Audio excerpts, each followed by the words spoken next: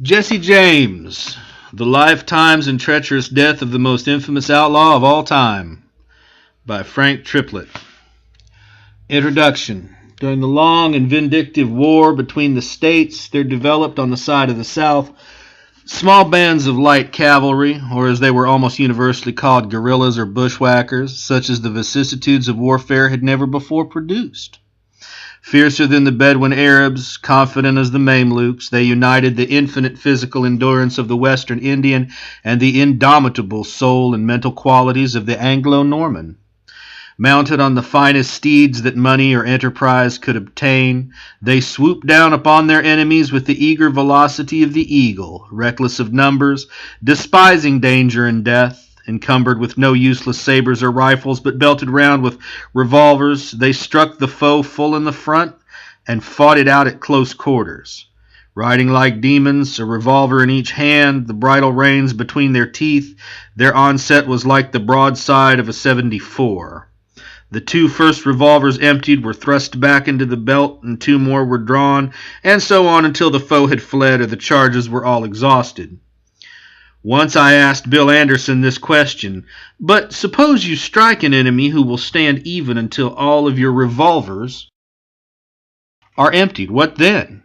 Said he in his rather feminine voice, it would be about time to think of running ourselves, but by God they don't stand. And he rode off humming, when this cruel war is over.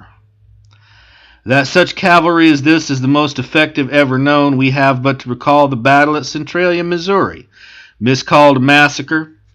Here Anderson, aided by the Jameses, Youngers, Todds, and other noted guerrillas, overthrew a greatly superior force, commanded by an undoubtedly brave man, killing a larger number of men than they had in their own ranks, their numbers being 262, the enemy's dead 182. In this fight, each party marching under the somber emblem of, quote, no quarter, unquote. The guerrillas had 3 men killed, 1 mortally, and 2 slightly wounded. 5 of these men, whom war and circumstance had turned to human tigers, thirsting for blood, pursued 60 of their defeated enemies for 6 miles, leaving along their pathway 52 of this number, that, stricken by the angel of death, would never rise again until the sounding of the final trump. Amongst these 5 pursuers were Jesse and Frank James. This is but an instance of the guerrilla mode of fighting. First they sighted the enemy, and then, regardless of numbers or position, rushed upon him. Terrible as the storm, resistless as the angel of death. From this school of rough riders graduated these men who, denied a share in the general amnesty, hunted like wolves, a price upon their heads, enforced from the law's protection, turned upon the society that had made them outlaws, and bitterly avenged themselves. The pupils of this school had not learned the meek lesson of returning good for evil, but were masters of the art of retaliation. Their ethics were not to turn the cheek for the second blow, but, in their wrath, to rend the smiter. Growing to manhood in martial camps, where he was best man who was best fighter, where the chief preeminence was the brain to plot revenge, and the quick eye and steady hand to carry it out, can we blame them that they would not deliver themselves into the hands of cruel and relentless enemies for a trial they knew would be but a mockery of justice? The men who had robbed their families, burned their homes, and hung their relatives, they well knew would mix but little equity with stern justice, or rather cruelty, in dealing with them. Some of them tried it, notably Jim Jackson. His fate was murder after surrender by a band of home guards. With these examples before their eyes, the Jameses did not meekly deliver themselves, quote, like lambs to the slaughter, unquote, but since the law could not or would not protect them, why, they would defy it. Who can blame them? Would not you, reader, with the God-given instinct of self-preservation strong upon you, despise the truckling justice, or want of it rather, that oppressed the weak and pandered to the strong? They had not found, as noble old Richelieu puts it, for justice all place a temple and all season summer. For them there was no safety under the broad aegis of their country's laws. For them, though peace had once again like a gentle dove brooded over the land, there was no peace. For them there waited only the hangman's halter and the felon's grave. Or if, by any miracle, cleared from the perjured witness and the prejudiced judge, they might hourly expect the assassin's bullet from any hidden covert. Under such circumstances, who of us all, with the manhood to defend himself, would hesitate a moment which course to pursue, resistance or submission? And what did resistance mean but a defiance of the authorities who constitute law, but alas, not always justice? Chapter 1. Outbreak of the War. Some 30 miles out of Kansas City on the Hannibal and St. Joseph Railroad lies the quiet little hamlet of Kearney, inhabited by a half-rural population. It is the last spot upon which prescience would cast as the termination to some great tragedy, and no one who should pass it upon the railroad would be apt to predict of it, as Rousseau is said to have done of the almost equally unpretentious island of Corsica, quote, "I cannot but think that this place is destined to make a mighty stir in the world." 3 miles from Kearney, lying in a northeasterly direction and reached by a somewhat rough country and winding over hill and dale, now bending abruptly to the right or left, now following the gentle meanderings of some rippling stream, lies a sheltered and secluded farmhouse. A well-kept yard, surrounded by a neat plank fence, encloses the house, and everywhere there is a sense of neatness and unpretentious comfort. In front of the house is a stile over which the footman can walk, or at which the horseman can dismount, and its companion a long horse rack to which a dozen horses can be tied, showing that hospitality is the rule and not the exception here. Trees and flowers adorn the yard, and the scent of roses and the song of birds mingle in its atmosphere. This is the home of Dr. Reuben Samuel, the stepfather of the noted James boys, Jesse and Frank. Small in stature, kindly of face, no man has seen greater trouble, nor has a more affectionate, gentle disposition. But our story is of other members of this household. An old family Bible, whose somewhat worn and time-stained pages show that it is not only for ornament that it is kept, tells us that Robert James and Zerelda Cole were married December 28, 1841, and that of this union there sprang Alexander F. James Frank, who was born January 10, 1843. An erasure and substitution make it read 1844. Jesse Woodson James, born September 5, 1847. Susan Lavinia James, born November 25, 1849, and Robert James, who lived but 5 days. Robert James, at the time of his marriage,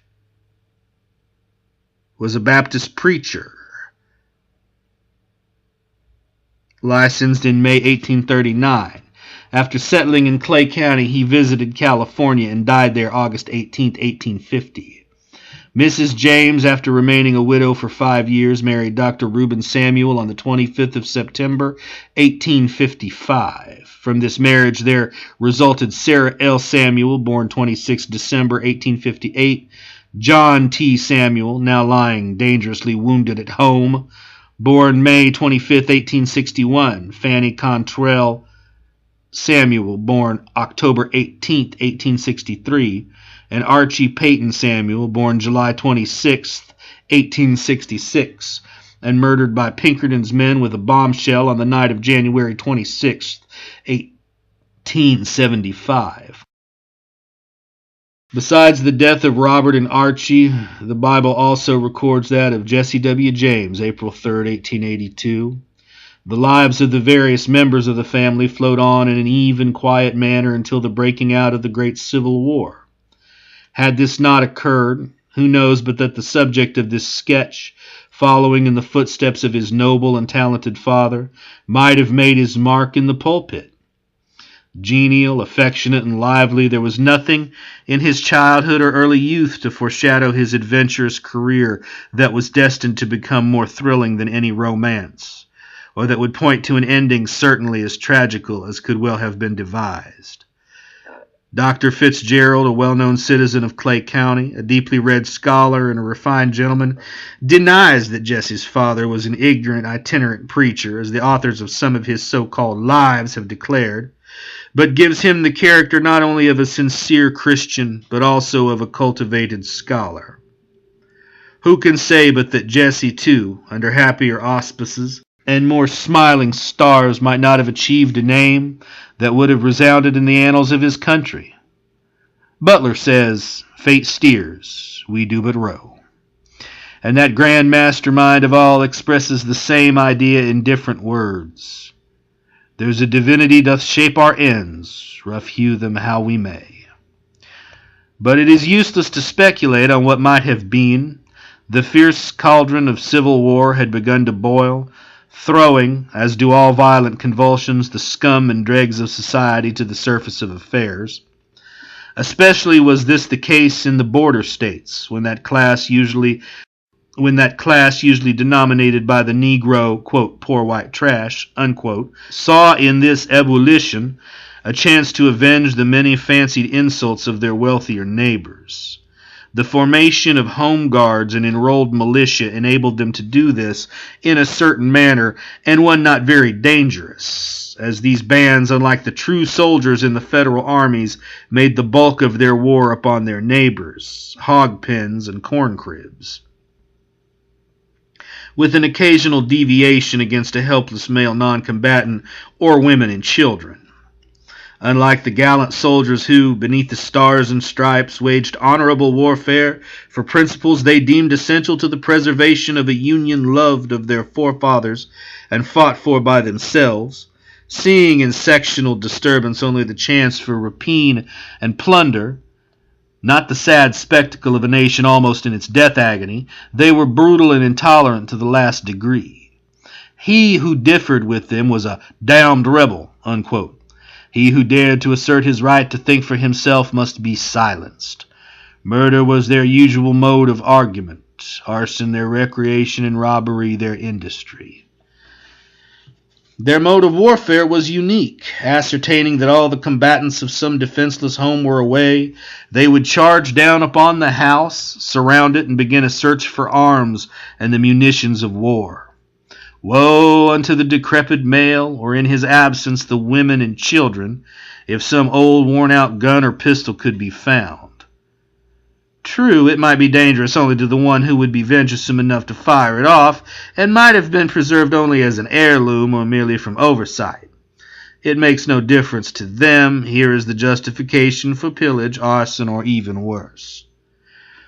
To these gentry, he who had wealth or culture was a rebel or disloyal. He who had accumulated properly had committed the unpardonable sin. Hence an early persecution of Dr. Samuel and his family began, which forced Frank, the elder of the boys, first into the brush for safety, next into the guerrilla band for revenge. In 1861, Jesse, slight in figure, young in years, and almost girlish in face, remained at home, attending to his duties on the farm, peaceable and desiring peace. He hoped that those who had forced Frank into the war might overlook one who was a mere child, but subsequent events showed that he had greatly overrated their magnanimity. One day, soon after the Plattsburgh raid, the house of Dr. Samuel was surrounded by 75, quote, home guards under command of Lieutenant Culver and Younger. They burst into the house, seized Dr. Samuel, and after trying to extort money and information from him, took him in the woods, hung him twice, letting him down each time. But this heroic treatment failing to accomplish the desired purpose, they hung him once more, this time allowing him to remain suspended. At the time the doctor was being thus treated, one of these brave soldiers was employed in brutally insulting his wife. Catching her by her sleeve, he tore it from her dress. Then taking her by the shoulder, he threw her across the room, tearing her dress almost off and causing her to strike violently against the wall. And all of this when she was soon to become a mother. Still others of these home guards had gone to the field after Jesse. Taking him from the plow, they drove him before them, he on foot, they on horses, lashing him with his plow lines and beating him with their bayonets. His mother begged on bended knees to spare her boy, but not until they had exhausted their strength, as well as their malice, did they cease. Then they left, threatening still worse treatment on their next visit. Mrs. Samuel hastened to the wood, cut down her husband, and by tender and unremitting nursing, fanned the feeble lingering spirit of vitality back to life again. On the next visit they had threatened what they would do. To Jesse their next visit was harmless. They had waked into full life and furious passion the sleeping in his nature, and he had gone forth to join with Frank in the search for vengeance. Emerson says that, quote, "Nothing is given, everything is sold.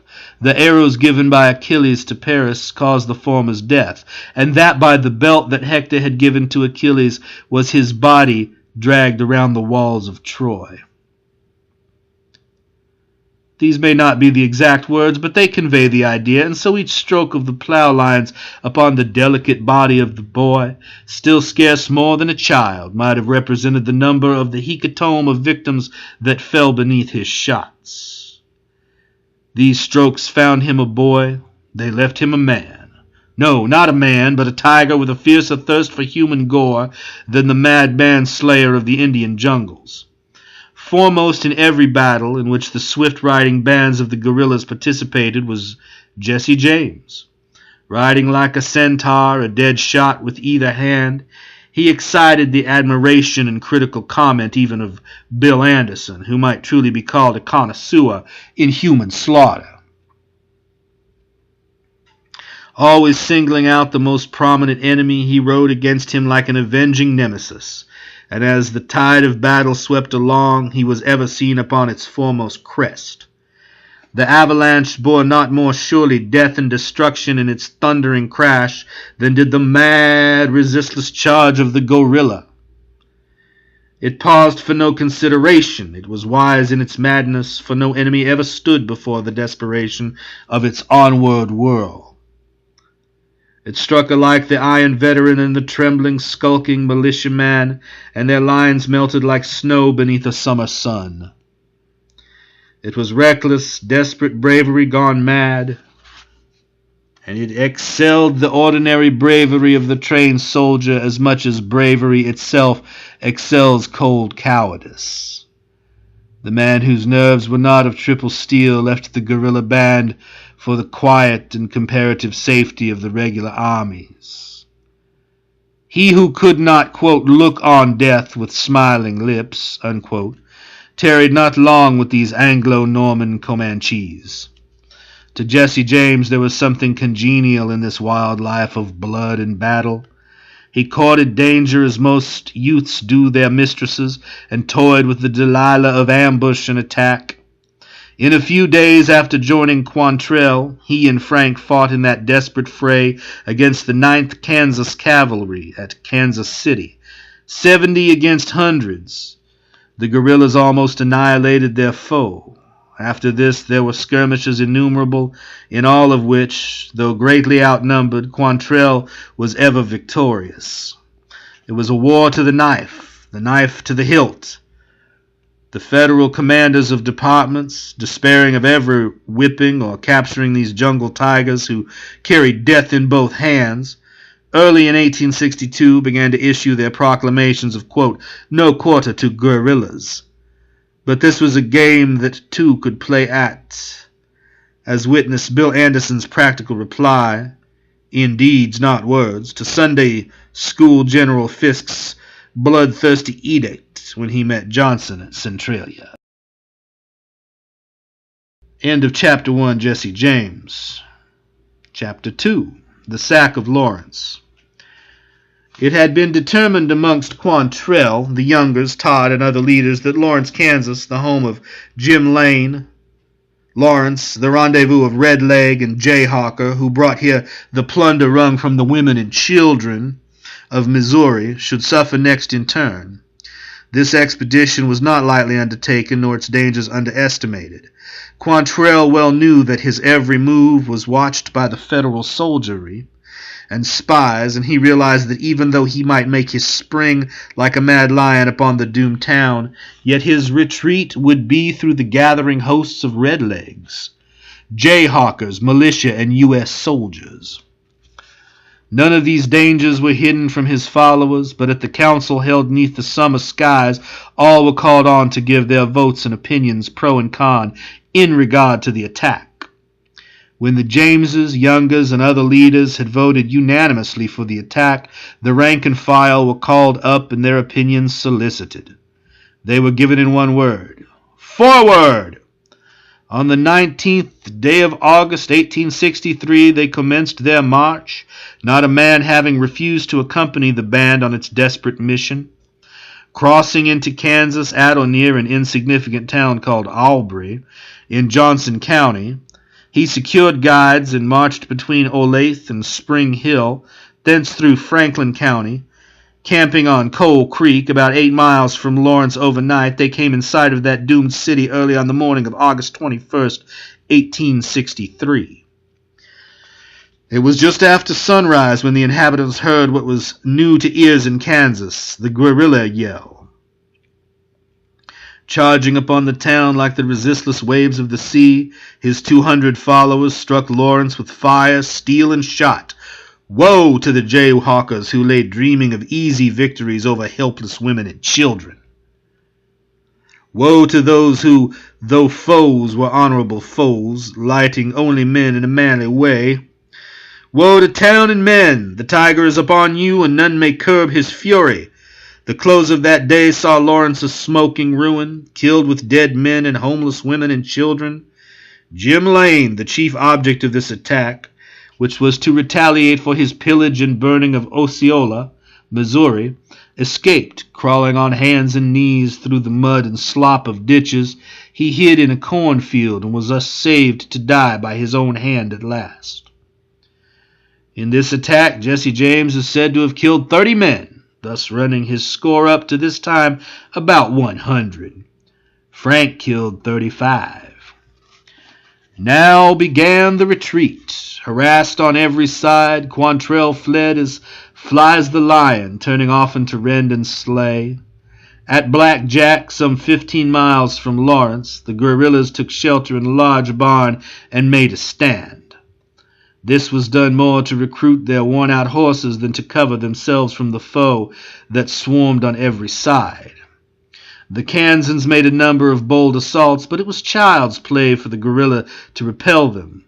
Still, they were losing heavily in horses, and Quantrell realized that it was necessary to make some bold move to brush his enemies from his front, so that he might escape. What should it be? The old heroic remedy, one of their resistless charges, that shall incline the militia to fight, if fight they would, at a respectful distance. It was made, and in a single dash 32 of the militia are left lying dead, their comrades scattered in a panic. It is no time, however, to follow up a flying foe, for thousands of others are gathering on flank, in rear and front. Every avenue of escape seems closed. 5,000 men encompass them, but still they turn and rend the pursuer. At Spring Hill they see their path completely blocked. 300 fresh Kansans barricade their way. Caught at last? No, not quite. One wild, fierce yell, and the enemy wait for no further parley, but break like a flock of sheep in disgraceful panic, scattered like chaff by a breath of air. This is but a reprieve, however, for bolder foes assail them on every side. At last they reach Shawnee and Johnson County, and here their last fierce stand is made. If they can but break through the line, they can disband, and safety lies before them in Missouri. Quantrell was a man of but few words, no mock heroic or sentimental speeches for him. "Boys," said he, "if we break that line, we will separate and thus baffle pursuit. If we don't, this is as good a place to die as another." A wild, fierce yell, a rush as of a gathering storm, and the line is broken. The men now disband, and all except 21 left upon the tangled grass of Kansas prairies as food for the wolf and vulture, find safety in their old haunts. End of Chapter 2, Jesse James. Chapter 3, Promoted. After a few weeks' rest, Quantrell divided out his band into squads of 25 or 30, and to Jesse James, who had been tried as by fire, was given command of one of these. His maiden effort as a commander was made near Blue Springs. Captain Ramsome, with about 100 Federal cavalry, was on the march to Pleasant Hill when Jesse ambushed him with his little squad of 25 guerrillas. The ambush was a perfect success. A storm of bullets poured into the Federal line, causing them to break in confusion. Then came the whirlwind rush, accompanied by the death shots dealt by either hand. Some idea may be formed of the terrible nature of the contest when it is known that not over 25 or 30 of the Federals escaped. On James's side, 1 man was killed and 3 wounded, all slightly. Uniting forces with his brother Frank, some 6 or 8 days later, the two, with about 50 men, struck the command of Captain Blunt and his company of about 80 men. There were the usual accompaniments of the attack of this invisible light cavalry: the rush, the yell, death shots at close quarters from revolvers in ambidextrous hands, and a fleeing foe. Blunt flew with a loss of half of his command. Next came Lieutenant Nash's defeat near Warrensburg, then the annihilation of the garrison of Camden. The next engagement in which Jesse participated was one in which the guerrillas met foemen worthy of their steel. The guerrillas under Todd struck a company of the 2nd Colorado Cavalry under Captain Wagner. The 2nd, as well as the 3rd Colorado, was composed of plainsmen, hunters, trappers, freighters, and gamblers, men who had lived the life of the border until their nerves were like steel. They had the Indian's ferocity and the bulldog pluck of the Anglo-Norman. These men were familiar with danger, scorned death, and handled a revolver as a boy would a top. The sudden broil was to them no novelty, and a hand-to-hand encounter with pistol or knife was a matter of daily occurrence.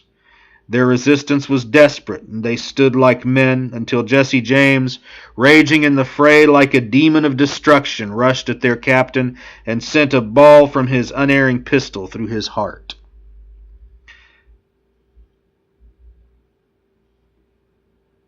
This act caused a panic to spread through the hitherto firm ranks of the Colorado cavalrymen, and breaking, they, like all their predecessors, fled in the utmost consternation.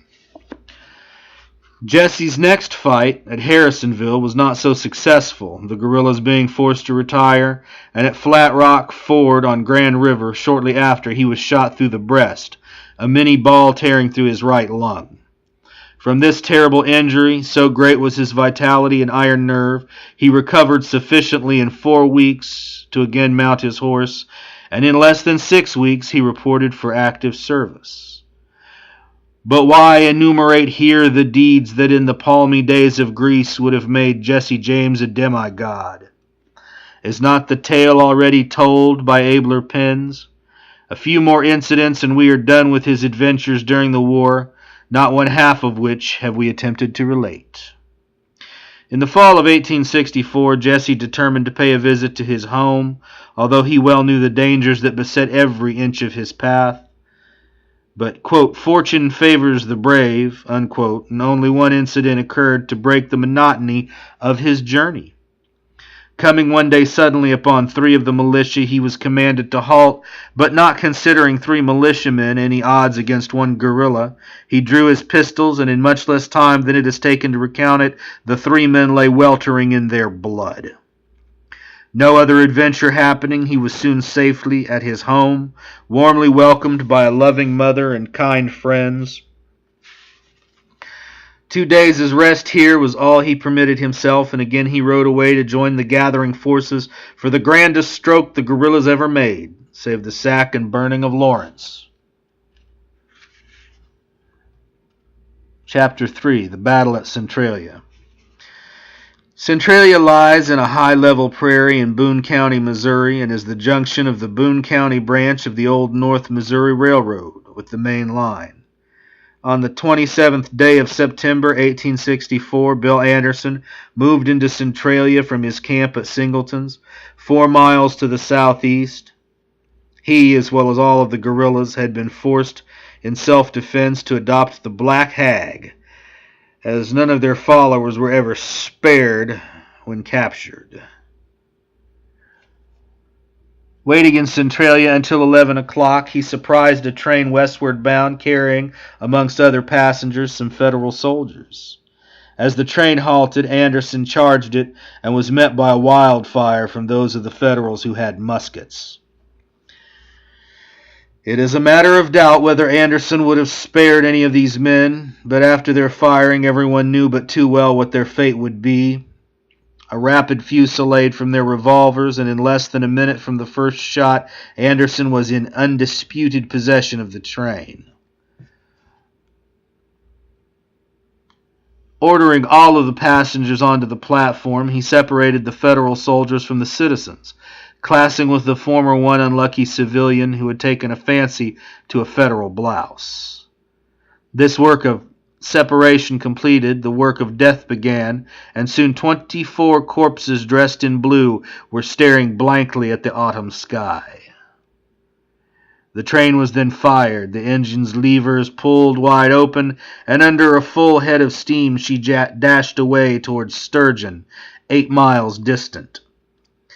Next, a construction train and the depot were given to the flames, and Anderson, having completed the work of destruction, warned the citizens not to bury the corpses and returned to his rendezvous at Singleton's.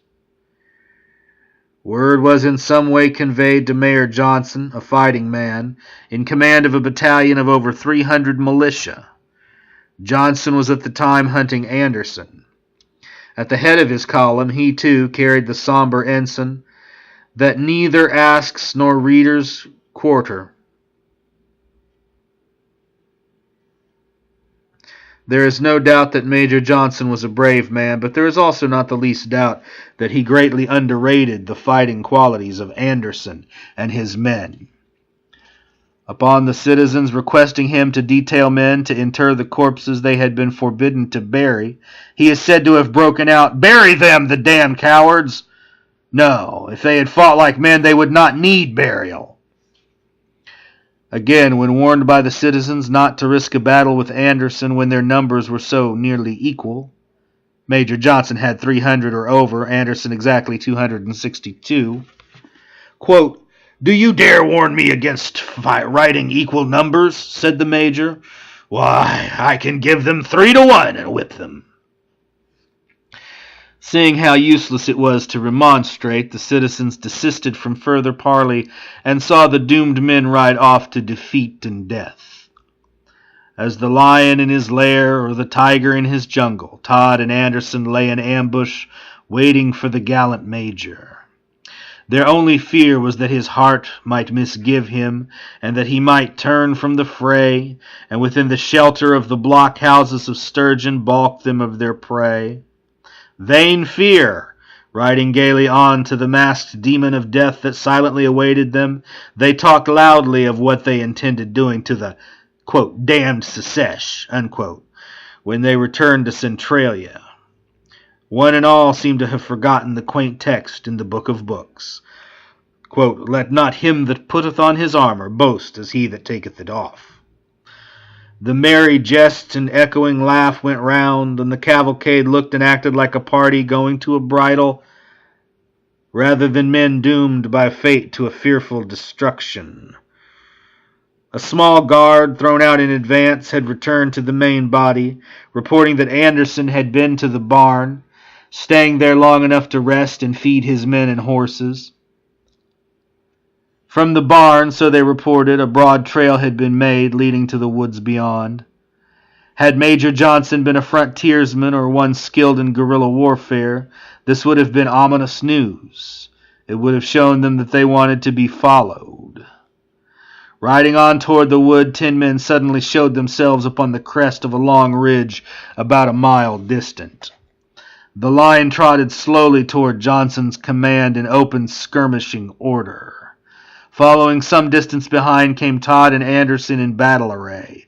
Johnson, too, was steadily advancing, no kind angel having suggested to him to turn and flee the wrath so soon to burst upon him. Here the Federal skirmishers opened fire with their muskets, doing no harm, and soon they and the advanced guard of the guerrillas were briskly engaged. As previously instructed, Thrailkill, who commanded the guerrilla advance, ever foremost amongst whom were Jesse and Frank James, fell slowly back to the main column.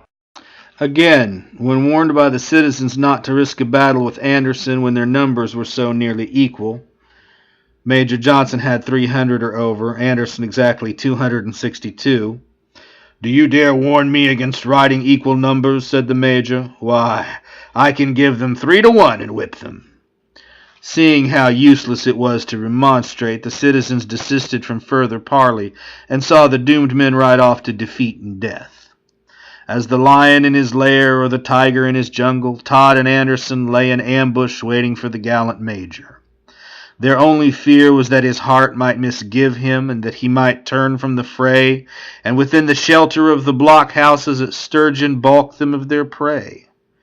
Vain fear, riding gaily on to the masked demon of death that silently awaited them, they talked loudly of what they intended doing to the damned Secesh when they returned to Centralia.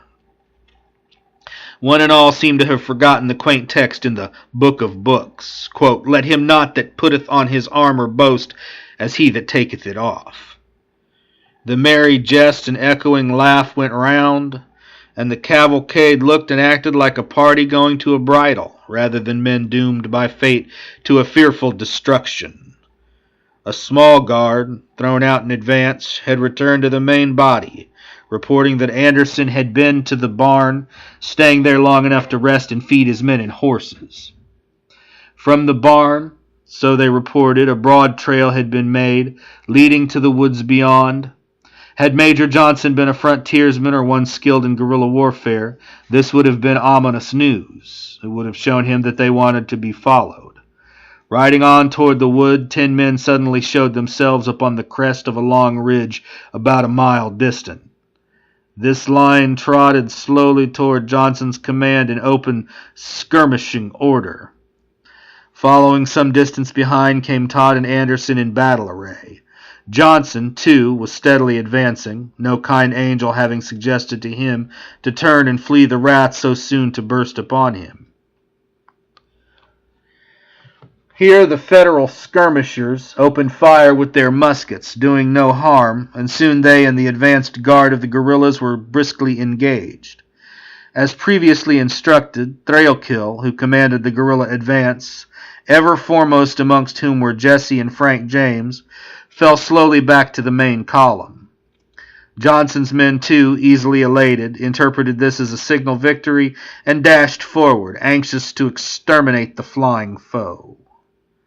When Thrailkill reached the main body, the guerrillas again formed into a line of men 2 deep, with double intervals between the files, for the freer handling of arms and horses. Major Johnson also reformed his disordered troops and called out to the advancing destroyers, quote, "Come on now, if you mean to fight." It was a bold challenge, and boldly was it accepted. The September sun, golden and glorious, hung low in the west, and the cool hush of the evening pervaded all nature. It was like some soft sylvan idyll about to be transformed into the harsh burst of martial music. The men of Todd and Anderson had looked well to bridle, girth, and revolver. Arms and accoutrements were perfect. For a moment all was still as death. Song, jest, and laugh were hushed to ominous silence. As they drew in their breath as one man, the next moment the very heavens seemed rent with a yell.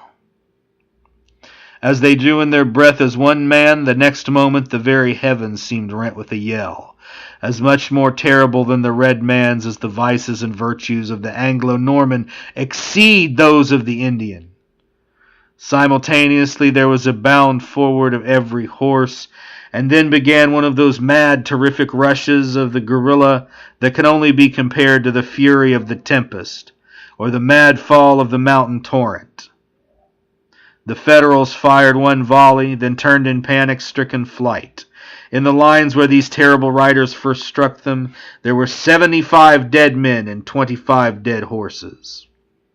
Of the guerrillas, 3 were killed. 1 was mortally and 2 were slightly wounded. This and 2 horses killed was the extent of their loss.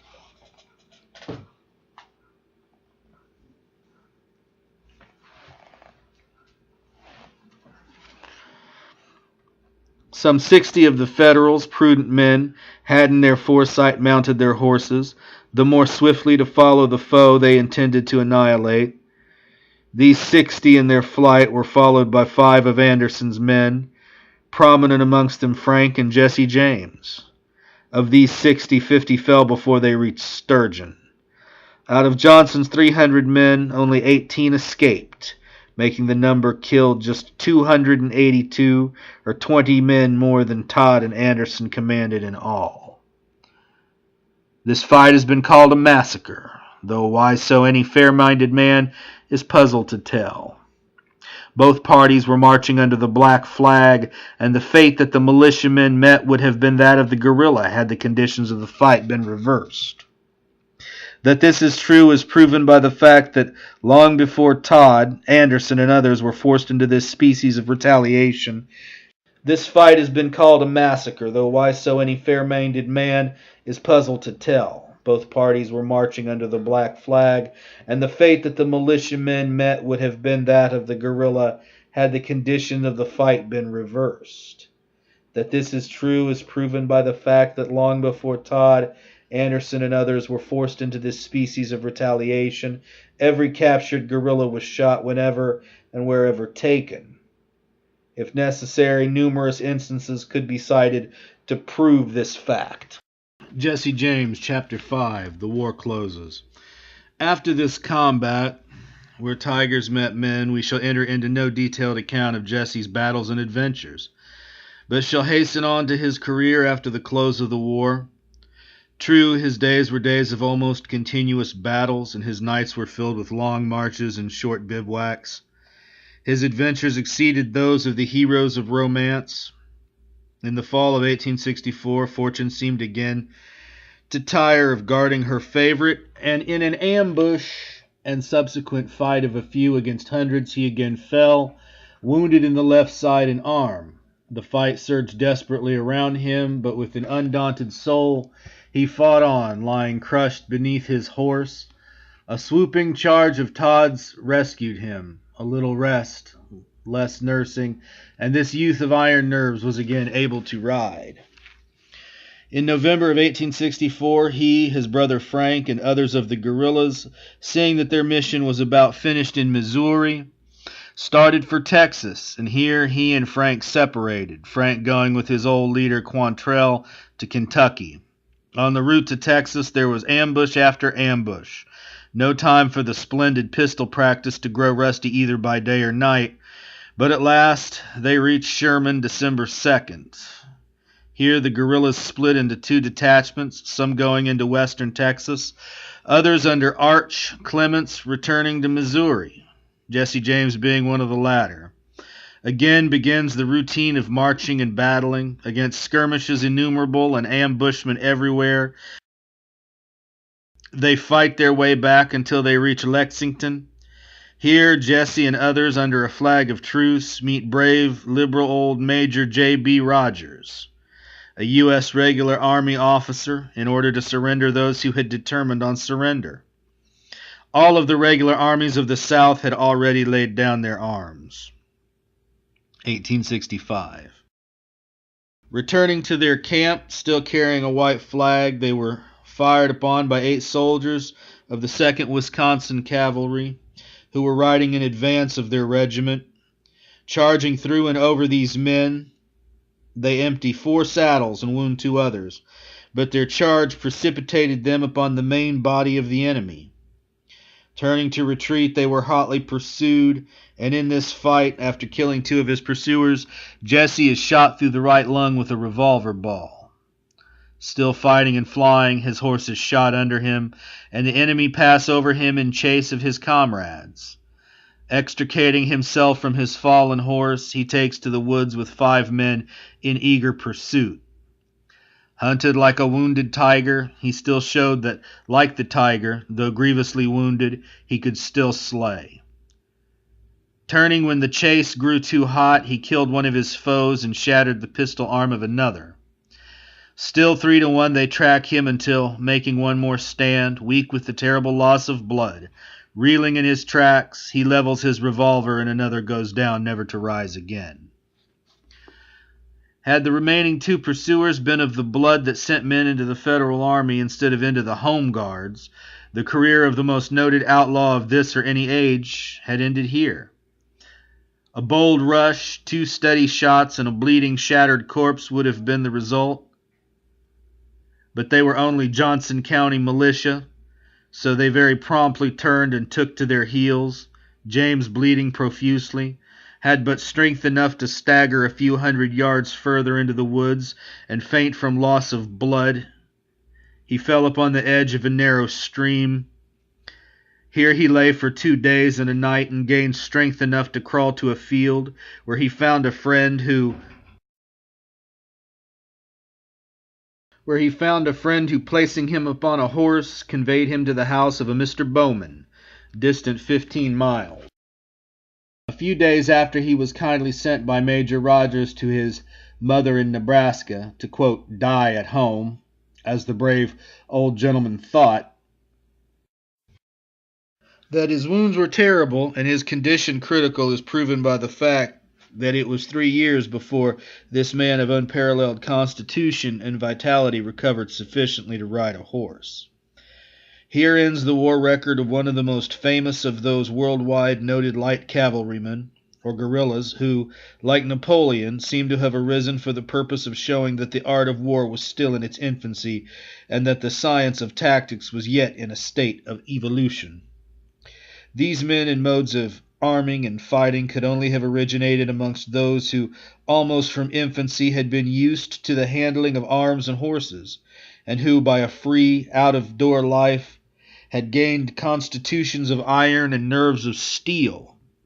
Quantrell, whose stormy life poured out through many gaping wounds in the military hospital at Louisville, Kentucky, was doubtless the originator of the Missouri style of guerrilla, but that his pupils were as apt as their teacher, witness the Andersons, Jameses, Youngers, and Todds. They were all giants in battle, making ruthless but heroic war. Of the part Jesse James took in these desperate encounters we have given but a slight account, not having mentioned more than half of them in which he engaged. But, as is well known, his record is the same in all, that of a hero ever foremost in the fray, striking his foe full in the front and never declining combat on account of the superiority of the foe in position or numbers. Chapter 6. After the War. The war, prolonged by the guerrillas to its almost limit, had long been over. One side had buried its hopes and fears, its loves and animosities, and hoped that the other had done likewise. They had accepted the inevitable, defeat, in good faith, as the brave men on the other side had in good faith tendered amnesty. Defeated, despoiled, and worn with marching and with battle, they needed rest and they desired it, but for some of them this rest was to be denied. Among these were the Jameses and Youngers. Jesse James, still worn with wounds, a hacking cough, a constant attendant, an occasional hemorrhage sapping at his life, had returned with his mother to their home in Clay County. He had, by the early part of 1866, fought so plucky a fight against death that he was again able to ride. In this condition it would be thought that he would be permitted to settle down to the peaceful avocations of civil life, but such was not the case. With soldiers, the battle over, the foe is like a brother, but the militiaman never forgives. A coward in war, he is naturally a bully in peace, and the enemies of Jesse James proved no exception to this rule. He soon found, from dark looks and ominous threats, that if he would ride in safety he must pay for life what the bold must ever pay for freedom, the price of eternal vigilance, the eye always ready for the ambush, the pistol ever ready for the foe. Even had he not heard of the bitter threats and seen the lowering frowns of secret as well as of avowed enemies, he could read in passing events the fate that waited him if he relaxed his watchfulness, or, trusting to a magnanimity that they did not possess, he surrendered to the foe. Richard Burns did so, murdered in Jackson County. George Robertson fancied security and found a halter at Lexington. Jim Jackson surrendered to Home Guards in Montgomery County and was murdered in cold blood. But why prolong the list? Educated in a school that had made him strong and self-reliant, Jesse James did not intend to surrender to man while he could defend it, a life given by God. And so when, on the night of the 18th of February, 1867, 7 of his old enemies, the militia, surrounded the house, although in bed parched with fever, he determined to sell the remnant of his life as dearly as possible. It was bitterly cold weather, and the ground was covered with snow. Rapidly dressing, he staggered wearily to the window and looked out. 7 horses were hitched near the house, all with cavalry saddles on. Their riders stealing, as they fancied, noiselessly toward the house. A small dog raises the alarm, and the 2 boys, for contrary to the expectations of the besiegers, Frank was also at home, raising the window, called out fiercely, "Come on, you sneaking cowards! We are both here and are ready for you." A hasty scurrying of flying feet toward their horses, a mounting in hot haste, and a flight as eager as that of Tam O'Shanter, and the famous siege of the James boys by the militia is raised. Frightened by mere, quote, empty sound, as the old Latin poet calls words, they fly into the darkness of the night and are sheltered by its friendly shadows. This is the affair that the, quote, blood and thunder, unquote, fabrications of other so-called lives magnify into a battle, resulting in the loss of 3 or 4 lives, and the exit, for a time, amidst thunder, smoke, and blood, of Jesse James Solis. One work, the most notoriously incorrect, gives a cut of hideous phantasms in red and brown falling on every hand before another in gray with a smoking pistol in each hand. This cut is entitled Jesse James's Reception. His enemies were conquered, but like the seed of the sown dragon's teeth, others would spring up in their stead. His enemies were an army, this band but the advance guard. What was to be done? He was too sick to ride, but ride he must, if he would save the life he had so nobly defended. And so out into the cold and cruel night he drags his weak, emaciated, and fever-stricken form. But fortune had not entirely deserted him. It was not written in his fate that he should die by open enemies, but by a false friend. And so he found a refuge. Here he obtained the needed rest and the attention of a surgeon who was one of nature's noblemen.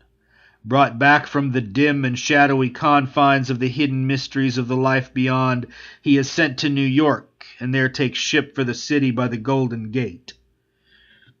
The sea air on the voyage and the splendid climate of California did wonders for the invalid, and in 6 months he was again restored to perfect health. During all these 6 months spent upon the Pacific slope, that land prolific of sudden broil and fierce encounter, not even so much as a harsh word or evil deed had ever been heard from or done by this man, whom his enemies delight to represent as a murderer by nature and a robber by profession. His life had passed like a summer idyll, all peace and hope and happiness. Enchanting, as with life by the peaceful seas, he realized that he had something else to do than to dream idle dreams and enjoy the dolce far niente of a balmy climate. There were duties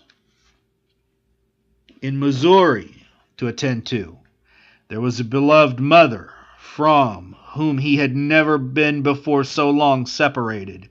even when a visit to his home was an adventure that but few men would have attempted.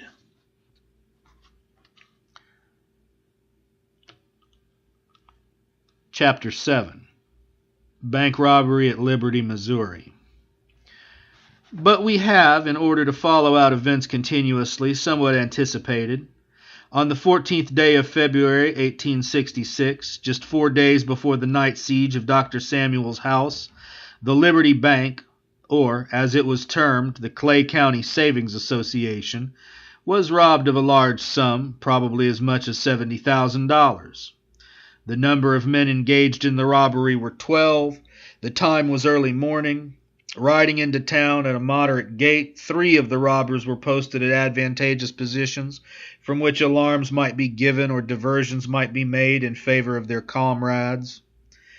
The remainder rode directly to the bank, then 2 dismounted and entered with drawn revolvers. Mr. Bird, the cashier, and a young son were the only occupants, the institution having been just opened. The operation was a brief one, with pistols cocked and pointed at his head. The cashier was made to open the safe, and the entire funds were taken, thrust into a large pair of old-fashioned saddlebags, and mounting their horses, the robbers dashed down the street, firing their revolvers and yelling to intimidate the citizens and prevent pursuit. A broad trail was followed to Mount Gilead Church, where the spoils were divided and the gang separated to elude pursuit. During the firing in the street, a boy named Weimer, who had been instructed by Mr. Bird to raise the alarm, was fired upon and killed, 5 balls having been said to have pierced his body. The accomplished writer of Western fiction, Major J.W. Buell, has given, amongst other indisputable evidences of the presence of the James brothers at a bank or train robbery, the following: an unhesitating readiness to take life, a sack always provided for the spoils, yelling and firing of pistols up and down the streets to intimidate their victims and delay pursuit, or words to this effect. Now, all of these indications were present at this robbery, and yet Frank James was undoubtedly still in Kentucky, and Jesse James at home in bed sick. Of course, there were numbers who were ready to lay this robbery to the charge of the Jameses and Youngers. There were undoubtedly present, so most well-posted men will admit, Jim White and J.F. Edmondson, Bill Childs, Ole Shepherd, Munkers, Bud Pence, in addition 3 brothers from Saline County, never suspected, Bud McDaniel, one of Anderson's lieutenants, and Dave Means of Howard County, a new man to all. Knowing the reckless bravery of Jesse James and forgetting that the same nursery of camp and battle had turned out others fully as bold and reckless, the citizens were prone to charge with this, as with all other crimes requiring able planning and bold execution, a man whom this very readiness of accusation was apt to turn into an outlaw. How many others had such a course forced into crime, since everyone is apt to think that, as the homely old proverb has it, he might as well, quote, have the game as the name. Thus began and terminated the initial operation of a new criminal industry, open daylight bank robbery.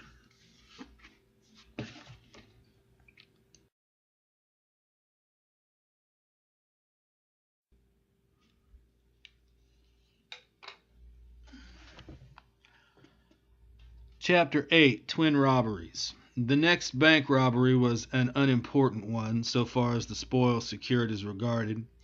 It occurred on the 30th day of October, 1866. 5 marauding riders quietly entered this little city and hitched their horses near the bank of Mitchell and Company. It was nearly 12 o'clock in the day, and that business was dull with the bank seems proved, not only by the small amount of booty secured, but also by the fact that not a soul save the cashier, Mr. Thomas, was in the bank, and he standing in the door. Two of the robbers quietly entering with a $50 bill to change. Mr. Thomas walked behind the counter, and while opening the cash drawer, two more of the robbers entered, drew their pistols, and covered him. Of course, being a prudent man, Mr. Thomas promptly honored the demand for the bank moneys, and the entire amount, $2,000, was thrust into a sack. Mr. Thomas was threatened with death if he made any outcry, and walking out leisurely, they joined their companion, who had been left to watch the horses. Mounting their steeds, they rode rapidly out of town, and easily eluded a 2 days' pursuit that was made after them, although the pursuers, 12 in number, were on their trail in less than 2 hours after the robbery. This was at first laid to the ubiquitous James brothers, but afterward everyone disbelieved their connection with it. Bank robbery at Savannah, Missouri.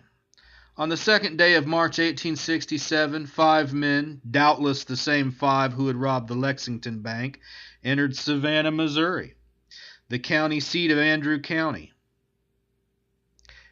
The town is a small one, and at that time contained but 1,300 to 1,500 inhabitants. In addition to the usual business houses all such towns have, it contained a private banking house of moderate capital.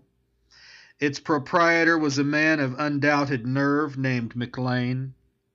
The usual tactics of this gang were pursued. The 5 men entered the town, and leaving one of their number to guard the horses, the other 4 entered the bank. The hour was about 12, and the only persons in the bank were Judge McLean and his son. When the robbers entered, McLean seemed by intuition to divine their object, and hastily closing his safe door, he secured his revolver, which lay under the counter, and began firing at the robbers, who returned his fire from pistols already drawn. McLean's firing proved defective, as not one of the 4 robbers were touched, while he himself sank to the floor, shot through the breast with a ball from a Navy revolver.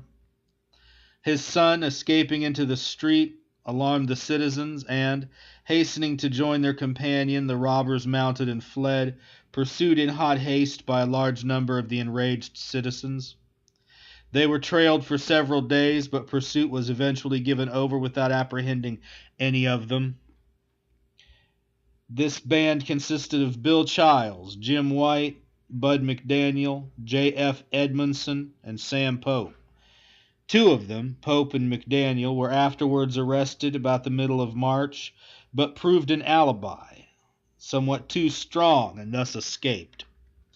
This robbery, too, for a while, was laid to Jesse James and his gang.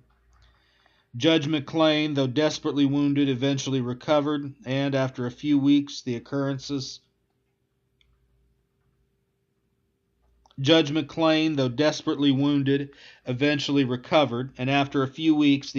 seemed to be entirely forgotten.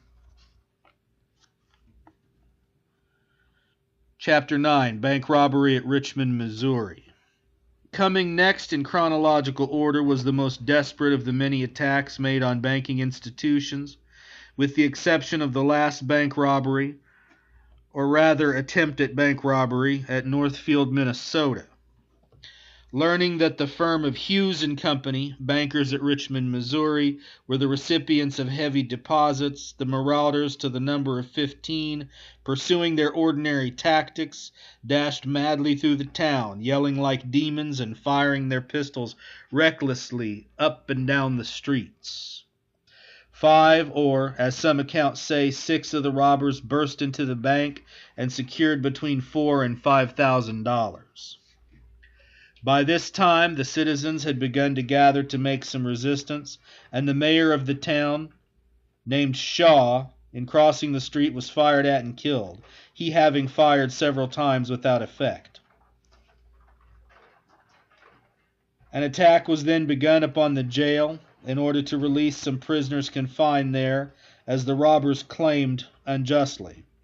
During this attack, the jailer, named Griffin, and his son, a young man, were both killed. The citizens, having again rallied, were firing rapidly but ineffectually upon the robbers, who at last turned in retreat. The assertion made by many that they had recognized most, if not all, of the parties engaged in this outrage must be taken with some hesitation, for warrants were issued for Allen Parmer in common with others, when it was well known that Parmer was employed in business in Kansas City at the time. Again were the Jameses and Youngers accused of taking part in a heinous crime, though Cole Younger was known to be in Texas, and those who were coolest in judgment thought the proof of the presence of the Jameses so weak that warrants were never issued for them. Pate Jones, one of the parties for whom warrants were issued, was surrounded a few days afterwards in Jackson County by a squad of about 20 men. Making their attack at night, Jones broke through their line, killing B.H. Wilson of Kansas City and wounding, accidentally, a little girl who was acting as guide for the party, wounding her so dangerously that she died.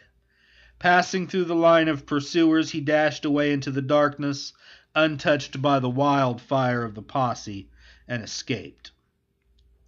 Andy McGuire was not heard from for some time, but being found in the vicinity of Warrensburg in Johnson County, he was hung by a mob.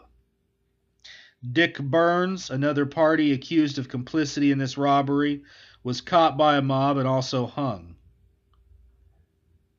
Bill Hulse and a man named Hines fell under the ban of suspicion, and finding that they too would be dealt with by the mob, fled the country.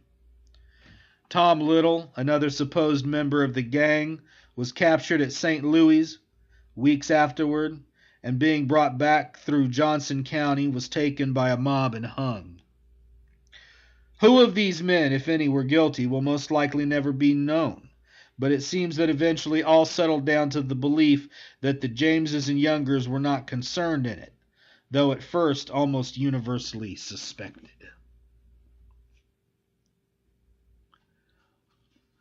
Chapter 10. Russellville, Kentucky Bank Robbery. Russellville, Kentucky is a beautiful town in Logan County, lying in the midst of bowering trees and roses, and seems, in its quiet and opulence, secure from all want and sorrow. The people generally were genial, well-cultured, and with a sufficiency of this world's goods to insure them against the annoying cares of poverty. The town was the seat of educational institutions, and these were well patronized. The bazaars of her tradesmen were full of rich stocks of goods of every description, and her merchants formed an aristocracy of wealth and culture. To one who might have dropped into the town on some early summer day, when the scent of roses and violets commingled with that of the honeysuckle and the new-mown lawn, and dreamy quiet had lulled the senses into security, the little city would almost have seemed a portion of, quote, Arcadia the Blessed, unquote, longed for by poets, but alas, as all experience shows, not attainable on earth. On this day, on which we call attention to this lovely place, the streets were filled with their usual loungers, young girls intent on shopping, old ladies bound on the same mission, businessmen with every thought bent on groceries, grain, or other goods, the lawyer pondering deeply over, quote, learned precedents, unquote, the doctor oracular and grave. All were passing and repassing, when, sudden as a clap of thunder from a clear sky, a shout is heard. Next a loud oath rings out upon the air, and then it is rent with the explosion of revolvers, sharp, quick, ominous. A band of heavily armed and finely mounted men were coming down the street on the wings of the wind. A panic seizes the hurrying, scheming crowd. All thoughts of business and varying interests cease, and the sole desire to get safely under cover is now paramount. Into stores, shops, and offices all fly, staying not upon the order of their going, unquote. The experience was a novel one. What did it all mean? The war was over, the armies had dispersed, and yet this had much the seeming of an old wartime sortie. Innocent Arcadians, it meant that the bank robber was upon you to despoil you, if need be, to murder in order to carry out his purpose. It meant reckless firing to clear the streets. It meant a desperate rush upon the bank, a hurried draft, not with pen and paper, but with powder and ball. Upon the entire assets of the institution, it meant a hurried retreat before the armed majesty of the law could realize what had transpired. It meant tireless riders on swift steeds, defying dangers and eluding pursuit. In Missouri, it had ceased to be a novelty, but here it startled the entire community as it had never been startled before. But to the details. It was on March 20th, 1868, when the affair occurred. 5 men rode rapidly into the town with the usual accompaniments of yells and curses, driving the citizens into their houses and shops. 3 of the bandits posted themselves advantageously in the street, while 2 rushed into the bank with drawn revolvers, presented them at the cashier, and forced him to deliver over every dollar in the bank. The amount was very nearly $15,000.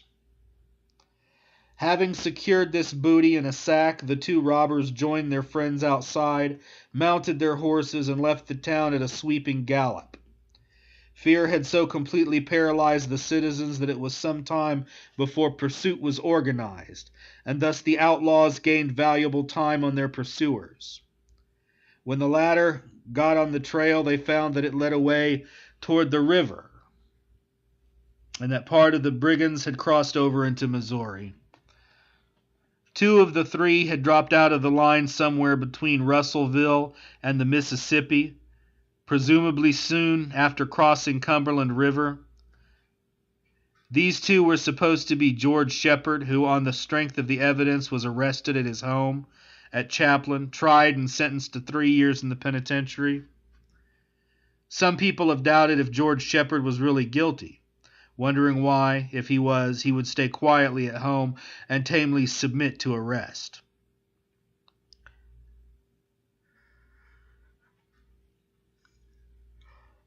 Those who argue thus seem to have forgotten that George Shepherd had, whether wisely or unwisely, quote, given hostages to fortune, unquote, by taking to wife Dick Maddox's widow, who had followed her husband from Missouri to Kentucky, where he was killed, while bravely fighting under his old chief, Quantrell. They lived in Chaplin, where George had bought property and was in a measure tied down. But who were with George Shepherd will be the next question. The parties were Old Shepherd, Cole Younger, Jim White, and a fellow named Saunders. Some say Dick Little instead of Jim White, and probably this is correct, as the description of one of them tallies with his precisely. The fate of these men was as follows. Saunders, who was a great drunkard and whose constitution was wrecked, finding that he could not keep up with the terrible pace of the Missouri outlaws, fell out of the line and made for a hiding place in the mountain spurs between the Cumberland and Tennessee rivers. From here he ventured out in search of whiskey and was killed at a drug store at a crossroads. Desperately wounded, he was threatened with all manner of evil if he would not name his comrades. But game to the last, he died without making any sign.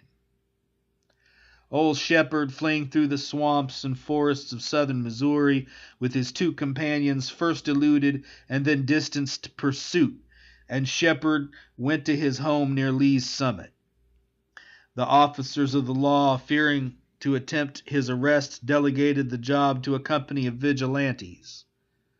Surrounding Shepherd in the woods, they called upon him to surrender.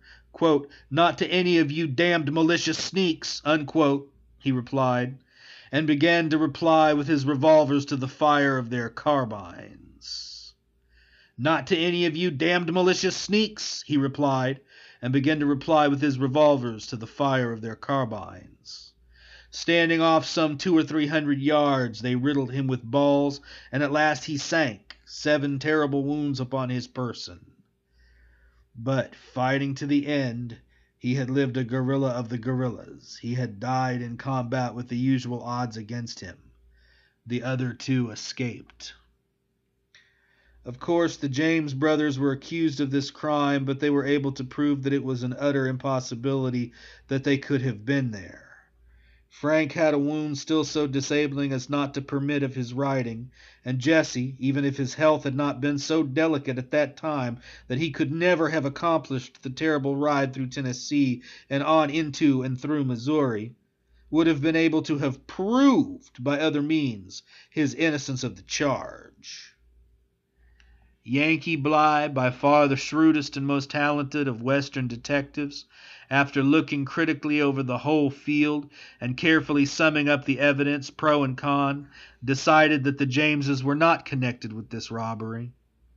It is neither here denied or affirmed that Jesse was presented by one of the participators a sum sufficient to go to New York, and from thence to San Francisco,